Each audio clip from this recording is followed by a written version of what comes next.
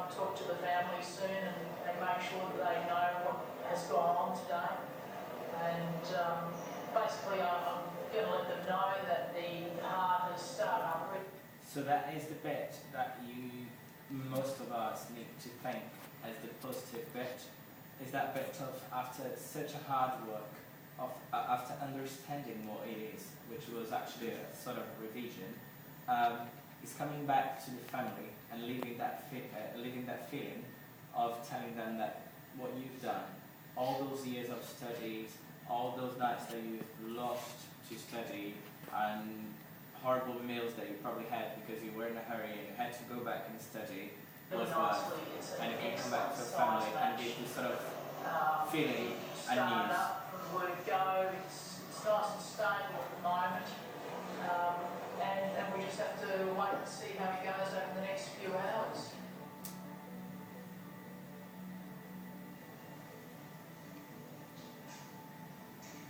Now I've got a second chance of living on. You go to the park, enjoy the kids, play on the swings. She's all good now. Thanks, Dr. Ranger. You saved my life.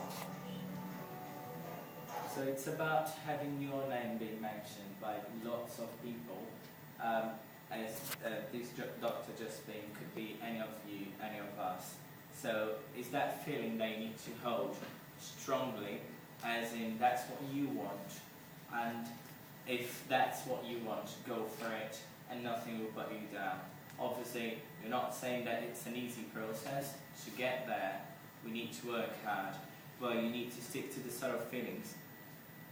However, medicine is not always about saving lives. Medicine is not always about giving good news.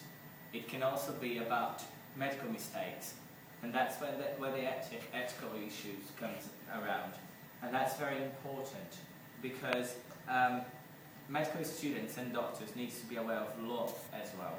So when you do make a mistake, you need to be aware of where can you go with that, and in which way were you not well prepared, or was that a mistake that any other doctor could have made.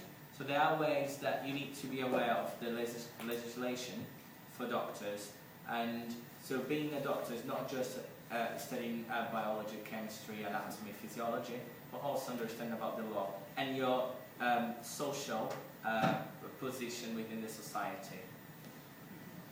So that's it is other video about medical mistakes. Luckily it was a Every year in American hospitals, there are thousands of medical mistakes, and for the most part, aren't errors by highly trained, caring people. Tonight, Boston Med featured one error that gave a Lawrence family quite a scare. Peekaboo! At 16 months, Michael Sear plays joyfully with his older sister, Haley. He's doing awesome. We would never know I believe that was wrong. Hitting all the milestones. Born in a blizzard last March, baby Michael's heart wasn't pumping blood to key organs. That defect was a surprise. Not found during Nicole's pregnancy, but many anxious hours in 3 hospitals after his birth. They said it's just a 1% chance of it happening, and it happened to us. There's something really, really unusual. The connections between his heart and the lungs were still wrong. The surgery to fix Michael's tiny newborn heart did not work on the first try. He wasn't coming off life support, and they didn't know why, and nor did we, and they actually ended up telling us to say goodbye to him. And that's when they figured out that there was an error made of post-birth surgery. When you first learned that there's a medical mistake, no family wants to do those words. At first, we were told like this: I made a mistake, but I can fix him. It's the worst thing that ever happened to me. There was a lot of complications. We went back and revised an original operation. Yay! Seeing Michael now seems like proof that fix worked. Nicole and Michael Sr. praise everyone at Mass General who got them through it. We had a really, really great social worker, and we couldn't have done it without her. Those nurses treat these children like they're own. They do. They're amazing. And they'll tell you when they think something's off. But there was backlash. Michael's surgeon is no longer at Mass General, and the pediatric heart surgery program, which was under review before baby Michael's case, was suspended shortly thereafter. There are repercussions that did happen.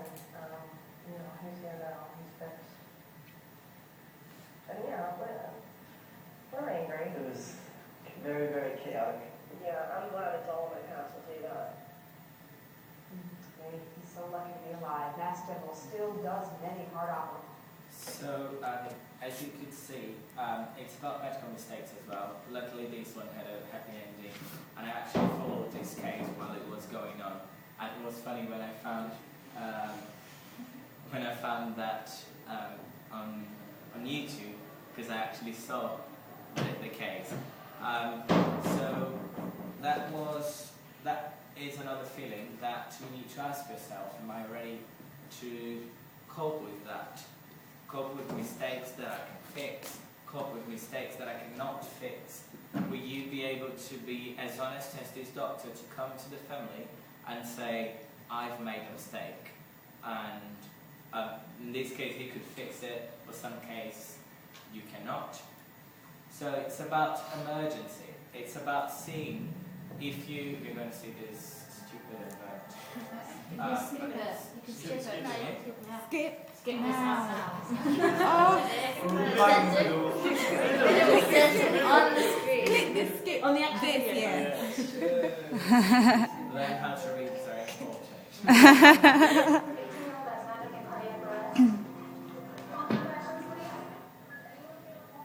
The medical emergencies are real, the doctors are real, it is awesome. Tonight you can get an unprecedented look inside 3 Boston hospitals. Dr. Peter Patel makes her debut tonight on Boston Med. She joins us now in the midday news. It's an unbelievable show, nothing ever like it before. What's it been like for you to be in that situation and then have cameras there? It's been an incredible experience. We had cameras following us for between 4 to 6 months. It took a little getting used to, but after a couple of days, the cameras fade into the background, and we practice as we usually do. We are always watched a little bit by our attendings and by our patients, by students, but yeah, it ended up being fairly normal.